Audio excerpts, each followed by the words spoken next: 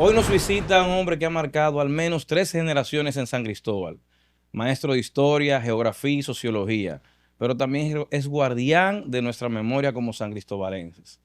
Así que aparte de estar en el aula, es una persona que yo admiro, que quiero muchísimo y lo respeto. Así que bienvenido, profesor Galán. Gracias, gracias Carlos. Es un placer para mí poder compartir contigo en un espacio de esta naturaleza. Profesor, después de tener más de 30 años impactando al menos 3 generaciones, ¿qué usted cree que lo hace diferente? Bueno, como educador, que es lo que hago como profesional, creo que lo que me diferencia un poco de muchos otros educadores, por lo menos acá en la provincia de San Cristóbal, ha sido mi pasión por, no solamente por la enseñanza de la historia a nivel de aula, sino por la enseñanza de la historia desde el lugar de los hechos. Llámese la ruta histórico-cultural que he ejercido por décadas. De hecho, en Loyola alguien propuso que a esa ruta se le ponga mi nombre, porque cuando yo llegué a Loyola, se habían detenido las excursiones porque las guaguas que estaban desde los tiempos de cuando Hipólito era Wow. estudiante ya no funcionaban y el profesor que estaba ahí no le gustaba y yo dije, no, pues si no hay la institución, que lo paguen los padres, pero yo no puedo enseñar historia desde las aulas nada más. Entonces eso me obligaba obviamente a tener que leer, visitar los lugares para confirmar lectura de informaciones de libros, de otra fuente con los lugares, que creo que es lo que no ha hecho la mayoría de los docentes. Creo que eso es lo que me hace o me ha hecho un poco diferente a muchos de los demás colegas que enseñan lo mismo que yo. No, yo le puedo decir a usted también, agregándole un poquito de valor a eso, que en el caso, y estoy seguro que por lo menos los compañeros míos pensarían igual o similar, es ese cariño, ese amor con el que usted imparte las clases, ese respeto que usted le tiene a los estudiantes, esa tolerancia, porque usted es una persona que tiene demasiada paciencia, ¿verdad? Y tiene, aguantaron a nosotros en esa época difícil, en esa adolescencia. En el caso mío no, porque yo era tranquilo, ¿verdad? Seguro usted se acuerda de que yo era tranquilo. Diga que sí. Sí, Ok. Y el equipito mío era tranquilo, es decir, también nos portábamos bien.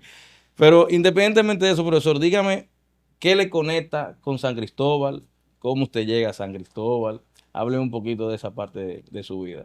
Bueno, muchas personas, amigos, exalumnos, etcétera, a veces creen que yo soy natural de San Cristóbal por la pasión que yo tengo por San Cristóbal, por mi preocupación, Mm. porque San Cristóbal se conozca, porque se pongan en valores muchísimas cosas históricas que tiene San Cristóbal, que he dicho en diferentes espacios, incluso donde hay gente muy ducho, de mucha formación académica, que después de Santo Domingo, porque obviamente es sede de la zona colonial, la primera ciudad así ya de esa magnitud en América, la provincia que más tiene que ofrecer en historia y cultura es San Cristóbal, Sí. hasta que alguien pueda demostrar lo contrario, ¿no?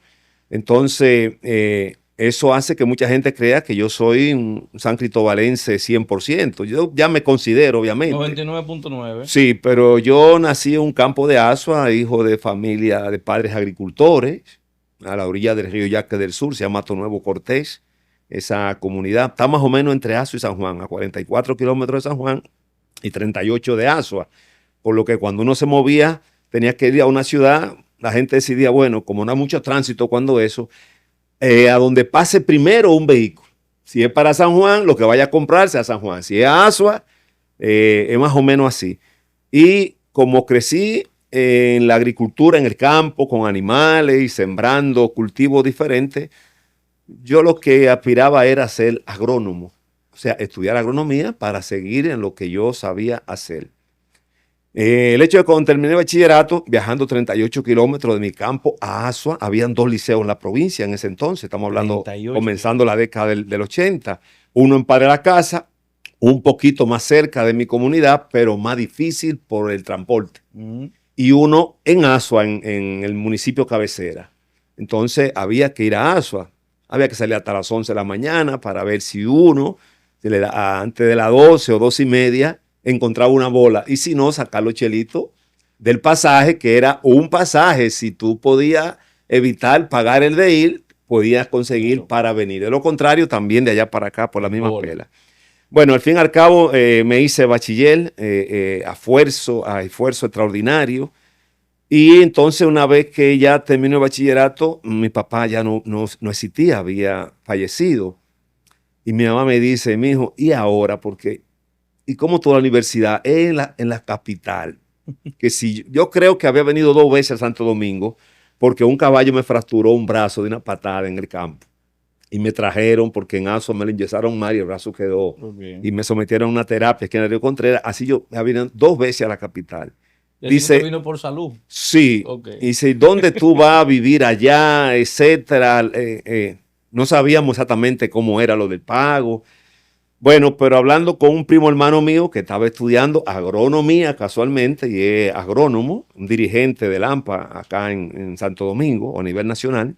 Ahora está junto con Tito Hernández. Sí. Me dice, mira, yo vivo allá donde un primo de él, que no es primo mío, que él tiene un hotel ahí en la calle Altagracia, eso como detrás de la ferretería americana que estaba en la Mella.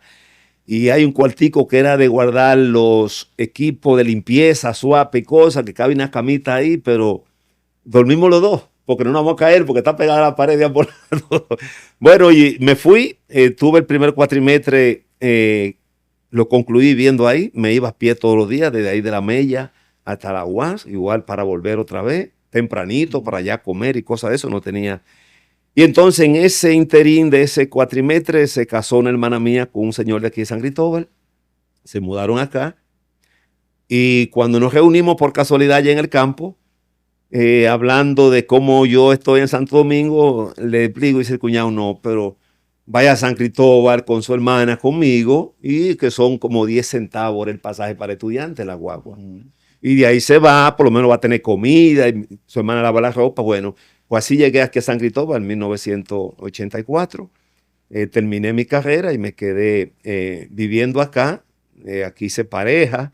Y entonces comencé a tener preocupaciones porque aquí hay muchas cosas de la historia que vi en antropología, asignaturas que di en la UAS, ruinas de ingenio, que hay cuevas, etcétera. Y le preguntaba a compañeros que bajaban conmigo pidiendo bola también de aquí a la universidad. O sea que yo duré 4 años allá y como 5 acá.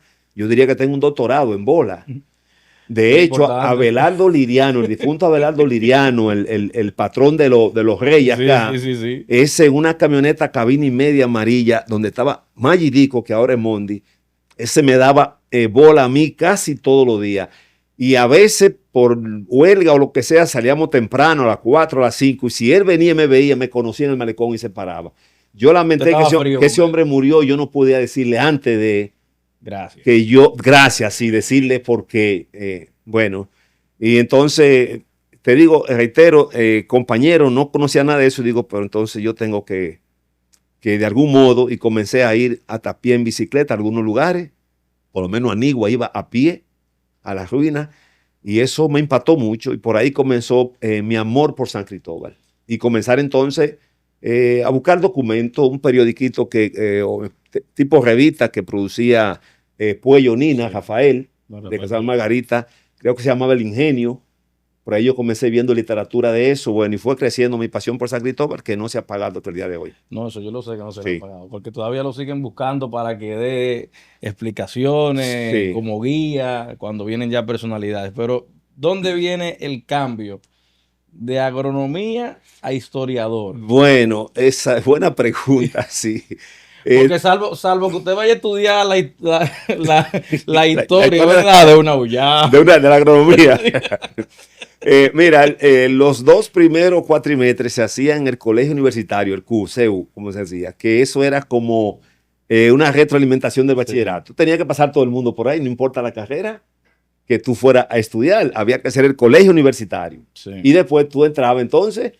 Era como lo Loyola pretécnico, que era genérico, y después tú cuando pasabas tercero bachillerato era al técnico, primero técnico, que ahí decidía la carrera. Entonces coincidí ahí con un compañero azuano que estudiamos juntos en el bachillerato y fuimos muy amigos allá, y vino aquí a la universidad también. Y me dice, ¿qué tú vas a estudiar? Digo, agronomía. Dice, concha, a mí como que no me gusta eso, ¿no? Pero me gustaría estar junto contigo. Pero ese primo mío, el que me trajo acá, que tengo que agradecerle toda la vida porque fue una decisión de o ahora o nunca, él me dice, mira, no estudia agronomía porque los que nos quieren dar a nosotros el título de bachiller en ciencia agrícola. Porque Guzmán había creado poco antes como una licenciatura en desarrollo rural y algo así. O un técnico era en la universidad, para ayudar obviamente a la agricultura. Antonio Guzmán, como un agricultor, pues le preocupó mucho el campo. Entonces ya le querían dar el título de bachiller en ciencia agrícola y ellos estaban en huelga porque decían que bachiller ya ellos eran, que debían ser licenciados o ingenieros. Entonces, mira, no se sabe qué para esto, si van a cerrar la carrera o no. No tenía muchos estudiantes de la universidad en esa carrera. Yo digo, bueno, pues yo voy a estudiar historia porque esa es la segunda que me gusta más. ¿Por qué yo dije que iba a estudiar historia? Porque en el liceo en Asua, en tercero bachillerato, que daban historia dominicana, una maestra, Gloria Uribe, que en paz descanse, yo era, o creo que fui el mejor estudiante de esa promoción, porque era una asignatura de muchas preguntas y para responder al otro día, entonces yo era un botelludo. Y yo respondía que ella me decía galán. Siempre me decían el apellido los profesores. Vamos a darle chance a otro. Entonces yo dije, bueno, si esto es historia, pues yo soy bueno en historia. Le va bien ahí. Y el amigo mío también, entonces se fue conmigo a estudiar historia, que nunca ejerció la profesión, no le gustó. Bueno, pero cuando yo entré en carrera con profesores como Roberto Casá, que es una de las glorias, un doctor en historia, de los primeros doctores en historia del país, ahora mismo es el director del Archivo General de la Nación. Sí, claro. Que ese hombre entra al aula a hablar, no dictando, a hablar. Y la mayoría no entendía nada. Yo creo que yo era el que menos entendía. Digo, alabado, ¿y en qué yo me metí? Porque ahí no era cuestionario y llénenlo y mañana pregunta. Eso me pasaba a mí con mi profesor de historia y geografía en el Loyola. Ajá. Yo creo que era usted. Oye, está buena eso. Sí, sí. Pero, ¿qué te digo? Ya como dicen en el campo, después que tú tiras el cuerpo al agua, o nada, o te ahoga. Y la opción no era ahogarme. Entonces, pues yo tuve que seguir. El problema era que, reitero, yo nunca leí un libro de historia que no fueran los cuestionarios nada más. Nunca participé de análisis porque eso no se hizo por lo menos en la historia con la maestra que yo cité. Y aquí la historia era de análisis. Entonces, muchísimos conceptos que se mencionaban ahí.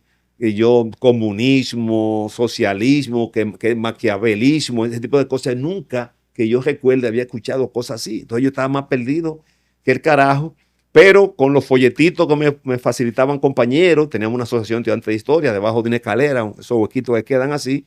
Entonces yo comencé a nutrirme y con un diccionario que teníamos ahí a buscar significado. Pues entonces fui entendiendo el hilo de la historia y por ahí continúa el asunto, sí. Y yo le puedo ser muy franco, ahorita fue a modo de chanza, pero todavía me pasa. La gente cree que porque de alguna manera comparto, socializo, pero la gente no sabe que yo soy tímido. A mí no me gustaba explicar. Yo recuerdo que cuando usted ponía las exposiciones, mientras tomábamos la clase, yo decía, Dios mío, a exponer, a pararnos y adelante. Y entonces nos parábamos los amigos míos. Sí, los 4 o 5 ahí. 4 o 5, nosotros éramos 5 que nos llamábamos los Pérez. Andy, Buré, Mario, Raúl y yo. Y nos paramos ahí, eso era, Dios mío, nada más era Buré que hacía la cosa bien. Rainer y Raúl más o menos. Pero después nosotros los tres estábamos ahí medio asustados. Todo el tiempo medio asustados. Profesor, ¿y cómo termina? ¿Por qué la UAS? ¿Por qué usted coge la UAS para estudiar historia? Bueno, pero, ¿qué te digo, Carlos? No había muchas universidades en el país para ese entonces. La Pucamaima existía creo que de antes del ajusticiamiento de Trujillo. La OIM también fue de las primeras universidades que se crearon. Entonces, un pobre de un campo, obviamente, ¿cómo va a una universidad privada? Si no tenía ni siquiera dónde vivir, Porque si tú tienes dinero, tienes donde vivir, pues Claro. paga una casa, un No era cuarto, lo opción, que era sea. Exacto. obligatoriamente. Entonces no había de otro. Por eso eran muy pocos los jóvenes de los pueblos del interior que podían ir a la universidad. Porque era difícil. Tú no tenías un tío, un hermano o algo que te dice, por lo menos aquí va a tener comida y casa. Bueno, pues ya. Sí. Si no está muy lejos, se va a pie. Y la universidad era bastante barata, pagar un cuatrimestre. Los créditos eran tontería, lo que tú gastabas 375, 4 pesos. Claro, no se conseguían los pesos como se consiguen ahora, pero no era una cosa Claro. exorbitante que una familia pobre no pudiera conseguir. Entonces la UAS era la única alternativa. De hecho, habían sesiones que los profesores distinguían a los que éramos de los pueblos y nos decían por nombre el lugar de la ciudad, Azua, Barahona, etcétera, Henares. Nos decían así porque no eran muchos. Y cuando le preguntaban a uno el primer día de clase, ¿dónde uno es? Yo soy de Azua. Entonces le decían a uno así, Azua, Tenares, Barahona, San Juan, etcétera. Que de hecho conocíamos a algunos compañeros por el bendito nombre del pueblo y un compañero de toda la carrera, siempre decíamos Tenares porque es de Tenares, estando aquí en Loyola, un joven de allá, Juan Miguel, un seminarista que abandonó y dio clase mucho tiempo.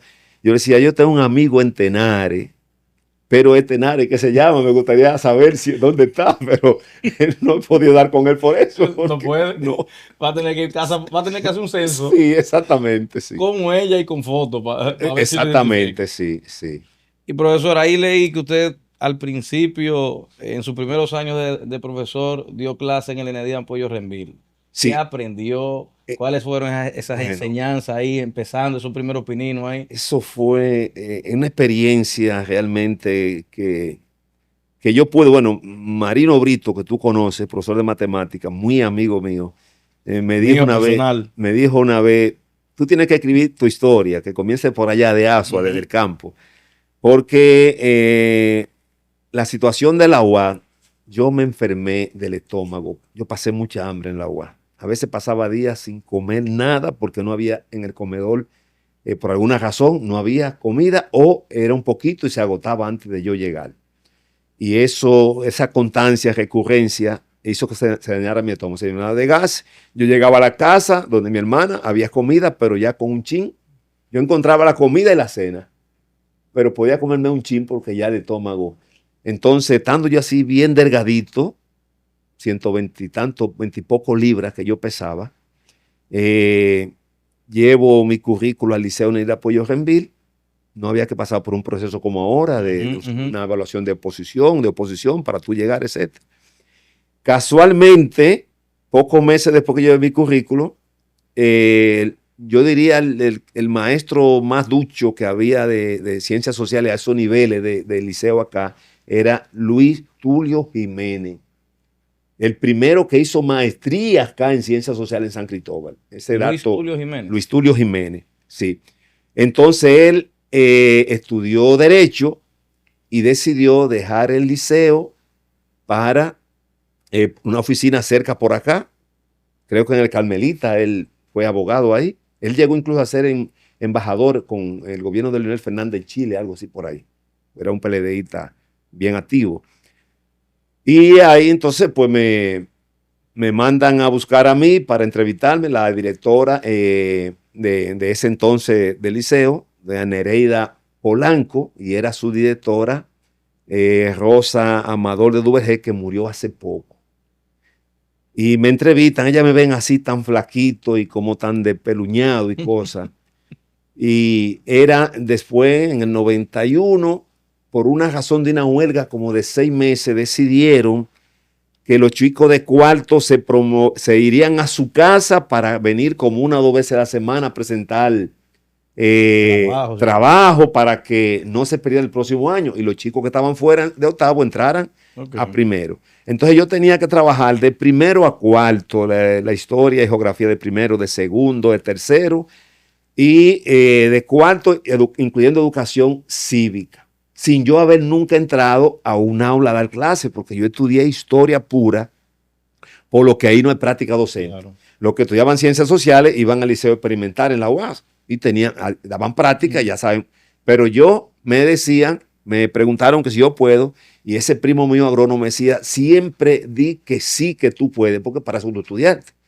Pues yo dije que sí, que yo puedo. Como no tenían alternativa, parece, pues al fin y al cabo decidieron por mí. Y yo comencé con ese trajín. La esposa del senador, que fue senador Duvergé, Lucila González de Duvergé. Lucila, que fue diputada. Sí, María Ruiz, que era de Naturales, profesora Victoria, Evangelina Polanco, eran 3 maestras, más Tulio, Arice Tulio, entro yo. Entonces, como yo seguía siendo el único varón de los 4, que yo voy a ser el coordinador. Digo, andar carajo, pero yo que no sé en qué estoy metido, que yo soy el coordinador y que Pero tiene el que primo le dio el mejor consejo. el que tiene que dirigir el acto patrio y decir algo los días de Duarte. Digo, bueno, ¿en qué berenjenar estoy yo metido? El hecho es que ni modo, comencé los trabajos. Yo estudiaba más, Carlos, por lo menos 4 o 5 veces más que los estudiantes, para yo ir al aula el otro día sabiendo más o menos qué es lo que voy a hacer. Mi hermana me decía, pero tú te vas a morir, porque yo me acostaba a las 3:30, y era comiendo una sopita por el dolor de estómago, a veces era estudiando y con una mano acá. Digo, es que yo no puedo ir a leer un libro allá Yo me propuse que yo no voy a ir porque Roberto Casa dijo, el profesor que se respeta no va a leer libro al aula. Puede llevar un libro para que los estudiantes vean cuál es. Este libro, pero no ven aquí ahora a leer esto, no. Tiene que saber. Y yo lo hice así. Y así le dije a todos los maestros que han pasado por mi mano, los libros en su casa, en la oficina. Los estudiantes que lleven libros, porque usted tiene que llevarlo acá. Bueno, pues esa gana de hacer las cosas bien, que resulta que al terminar ese año escolar, 91-92, los resultados en ciencias sociales, mi preocupación más grande, Carlos, era que la evaluación la iba a hacer Tulio, el profesor saliente, porque yo comencé un año que estaba por mitad. Entonces yo lo que iba a decir hasta dónde llegué en cada sesión, en cada grado. Y Eric que va a hacer la evaluación. Y yo decía, Dios mío, porque si yo soy el que la voy a hacer, yo le pongo la pregunta más cómoda de que yo trabajé para que yo... Pero era Tulio. Pues, la promoción fue excelente. Y cuando se hizo la reunión final de año de todos los docentes, dice Nereida Polanco, la directora, señores, se fue un Tulio y quedó un Tulito. Y comienza a decir los resultados, cómo fueron, incluso los que estaban, el rodaje se le llamaba, los que se fueron a su casa, le fue bien en la educación cívica y todo. Y que Tulio era el último profesor que se iba en la tarde, que ayudaba a cerrar las oficinas. Y que cuando había que multiplicar las evaluaciones, que era un stencil, no era fotocopia como ahora, un stencil es como un rodillo que tiene una masa húmeda de tinta, se pone un papel, se llama picado, era con una máquina, un papel como encerado, que la letra le quitaban la cera, entonces por ahí va a calar la tinta. Ay, misma. Y eso se pasaba así, se rodaba y se reproducían los exámenes. Y yo aprendí inmediatamente eso y ayudaba que también Tulio hacía, porque yo no sabía lo que Tulio hacía. Y ella hizo esa descripción, señores, todo lo que hacía Tulio lo hace este muchacho. De hecho, una profesora llamada Bernarda Corporal me dice Tulito. ¿Todavía le dice Tulito? Sí, todavía me dice Tulito. Bueno, entonces nada, salió bien ese primer año, pues ya tú sabes. Si Usted uno sabe que sí, escuchándolo, realmente yo no puedo dejar de mencionar cuando escucho historias como la de usted, a mi mamá y a mi papá, porque muchas veces, incluso a mis hermanos, porque todo el mundo cree que, por ejemplo, nuestra familia la enmarcan ahora en la actualidad, ¿verdad? Y no ven todo el proceso de lo que vieron mis padres, incluso mis hermanos, tanto Rafael o Ricardo, como ajá. médico, Melba, Maribel, también Lourdes y Charo. Bueno, tengo que ver, siempre resaltar esa parte familiar porque muchas veces la gente no ve el proceso, sino que solamente ve el resultado. Y escuchar su historia, que yo tampoco conocía, todo ese proceso de que usted, primero que era de Asua, que venía de por ahí, y segundo, todo lo que ha vivido para poder ser hoy el profesor que es, que tiene tanto respeto de la población, porque créame que es sinceramente que se lo digo. Pero vamos a entrar en materia con el tema de Loyola. Dígame, después de 25 años en el Loyola, ¿qué eso significa para usted? Bueno, mira, Loyola es una institución extraordinaria. Obviamente ha tenido que ir cambiando porque todo cambia en la vida. Y máxime en términos académicos, cuando Loyola Loyola Bachillerato y Básica ha tenido que aceptar estar supeditada al ministerio, porque antes Loyola estaba bajo el sistema educativo nacional, pero era autónoma, era como la UAS. Si te encontraste con este corte y conoces al profesor Galán, suscríbete a nuestro canal de YouTube y sigue nuestras redes, Diferente y Mejor. Si eres de esas personas y perteneces a esa comunidad que crees que podemos tener un San Cristóbal diferente y mejor, síguenos. Yo soy Carlos Salazar y nos vemos en la próxima.